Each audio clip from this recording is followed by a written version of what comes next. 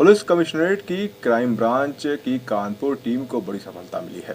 कानपुर में social site के माध्यम से जालसाजी कर पैसा लूटने वाले फर्जी कॉल सेंटर का क्राइम ब्रांच की टीम ने खुलासा किया है। ये फर्जी कॉल सेंटर कानपुर के काकादेव इलाके में चल रहा था, जहां पर 20 लोगों के लमसम लोग कार्य करते थे। बताया जा रहा है कि कानपुर में बैंक और नोएडा में हेड ऑफिस इसका बनाया गया था। तो वहीं डीसीपी क्राइम सलमान ताज पाटिल ने बताया है कि ये लोग ज़्यादातर अमेरिकन लोगों को इसका निशाना बनाते थे। वो लोग वायरस सिस्टम में डालकर सिस्टम को हैक कर देते थे और उनके सिस्टम को रिमोट एक्सेस के द्वारा अपना सॉफ्टवेयर उन्हें बेचकर उनके साथ धोखाधड़ी करते थे और उनका बहुत सा डाटा भी चुरा लेते थे। अभी तक इन लोगों ने फ्रॉड करके लगभग 10 करोड़ रुपए प्राप्त किए हैं। पेमेंट को गेटवे के द्वारा लिया जाता था। कोरोना काल में कई लोगों की नौकरियां जाने के कारण कई लोग इनके ऑफिस में कार्य कर रहे थे। फिलहाल अभी 4 मुख्य अभियुक्तों को गिरफ्तार किया गया है। बाकी ऑफिस में कार्य करने वाले स्टाफ की जांच की जा रही है। कानपुर नगर के अंदर थाना काकादेव के अंतर्गत पुलिस क्राइम ब्रांच और थाना काका नगर पुलिस को सूचना मिली कि एक कॉल सेंटर चल रहा है जो फर्जी तरीके से विदेशी नागरिकों को, ख़ास तौर पर अमेरिकन नागरिकों को बेवकूफ़ बनाकर उनसे ठगी कर रहा है। इसकी जांच पड़ताल जब की गई तो पता चला कि लगभग 1 साल से एक वहां पर 20 लोगों का कॉल सेंटर काम कर रहा था। इसका मुख्य काम करने का तरीका इस प्रकार था कि अपने 2 ऑफिस थे इनके, नोएडा में बैक ऑफिस वो कहते थे और यहाँ जो है कानपुर में उसको फ्रंट ऑफिस कहते थे। फ्रंट ऑफिस उनका कुछ ऐसे सॉफ्टवेयर डेवलप करता था कि अमेरिकन लोगों को उनके कंप्यूटर स्क्रीन पर, जैसे कभी भी वो इंटरनेट का इस्तेमाल करते थे तो कुछ ऐसे लुभावने वाले एड्स उसमें दिखाई देते थे, जैसे सामान्य रूप पर हम भी देखते हैं कि मोटापा कम करने के, हाइट बढ़ाने के या अन्य तरीके के जो भी लोगों को प्रेरित करते हैं क्लिक करने के। तो जब वहाँ के लोग उस पर क्लिक करते थे, कई सारे लोग क्लिक करते थे, बहुत स्टैंडर्ड जो वेबसाइट्स हैं उनके ऊपर ये एड्स आते थे, इनके मालवेयर था एक्चुअली ये। तो जब वो क्लिक करते थे तो उनका एक तरीके से एक पॉपअप आता था उनके स्क्रीन पर। वो पॉपअप ये कहता था कि आपके कंप्यूटर में मालवेयर है, इन्फेक्टेड है कंप्यूटर, आप एक टोल फ्री नंबर पर संपर्क करिए। ये कोई कंपनी का ये नाम लेते थे जो अच्छी हाईटेक कंपनी है, जैसे HP कंपनी है या कॉम्पैक है, इस तरह की कंपनी के नाम से वो टोल फ्री नंबर देते थे।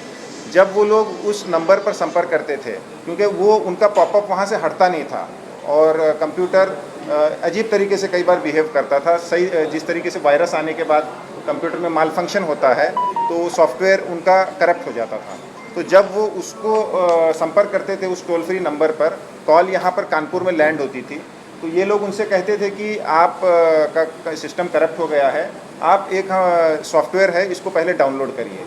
तो जब वो डाउनलोड करवाते थे, वो पॉपअप यहाँ से हटवाते थे और वो जब डाउनलोड करवाते थे तो उनके स्क्रीन का रिमोट एक्सेस ये लोग ले लेते थे। जब रिमोट एक्सेस इनको मिलता था तो ये कहते थे कि आपका ये प्रॉब्लम सॉल्व हो जाएगा।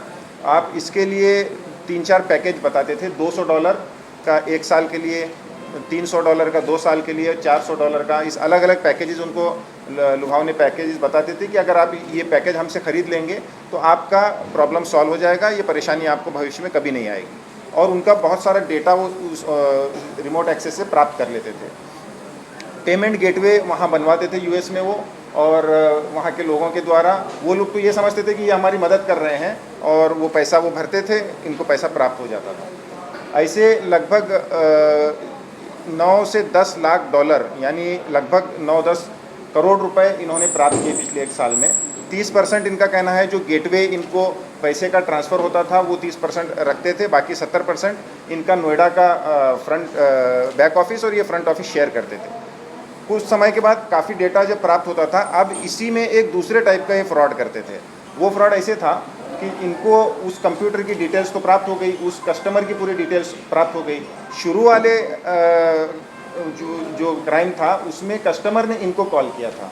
अब की बार दूसरे उसी कस्टमर को ये आउटबाउंड एक कॉल करते थे, उससे ये कहते थे कि सर आपका जो आपने पैसा भरा था, जो हमसे पैकेज लिया था, ये गलती से कुछ ज़्यादा पैसा आ गया है, अब हम आपको रिफ़ंड करना चाह रहे हैं पैसा। तो वो आदमी खुश होता था कि पैसा रिफ़ंड हो रहा है।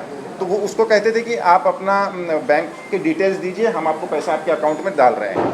तो वो बैंक के डिटेल भी लेता था और उसको कहते थे कि आप अपना खोलिए पेज, बैंक का अकाउंट का बैलेंस चेक करने वाला पेज। रिमोट एक्सेस इनके पास पहले ही उसके कंप्यूटर का स्क्रीन का है, उसमें वो HTML के द्वारा कोडिंग करके उसके जो भी बैलेंस है, जैसे उसको कहते थे कि आपको $200 हम देना है, तो उसमें वो करते थे, उसको चेंज करते थे रिमोट एक्सेस के द्वारा और उसको $2000 का एडिशनल अमाउंट दिखाते थे। मान लीजिए उसके पास 5000 उसके बैलेंस है, तो उसको दिखता था कि 7000 आ गए।